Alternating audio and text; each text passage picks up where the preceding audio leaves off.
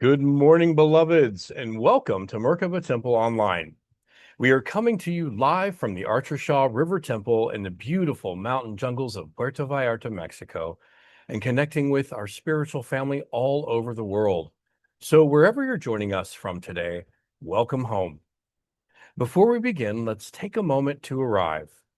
Let go of who you think you're supposed to be this morning and simply bring who you actually are. Sometimes we come to the spiritual path believing that eventually we're supposed to become less human. We think that if we meditate enough, heal enough, or become conscious enough, we'll stop getting afraid, stop getting attached, defensive, jealous, or hurt. And when those things inevitably show up again, we wonder, shouldn't I be beyond this by now? But perhaps awakening isn't about escaping the human condition.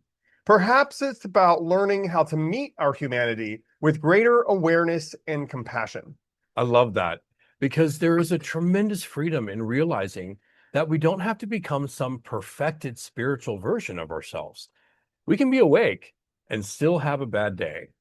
We can understand attachment and still get attached. And we can know who we are at the deepest level and still occasionally lose ourselves in the story.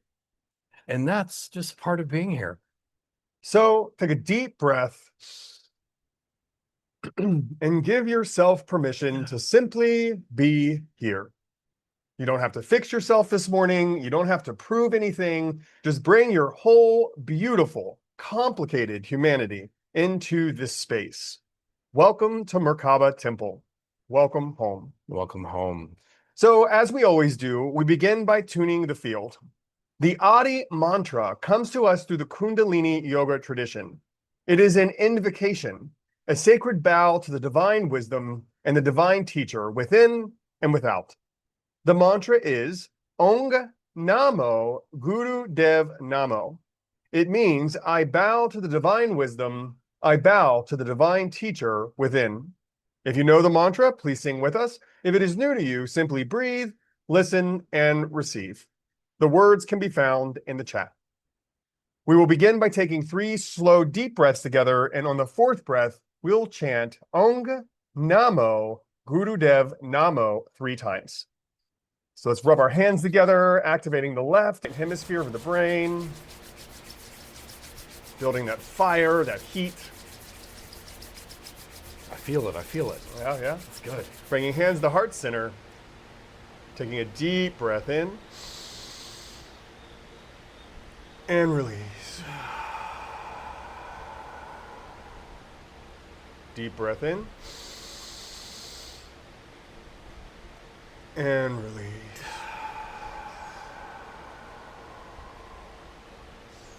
Deep breath in. And release. Receive the breath to begin.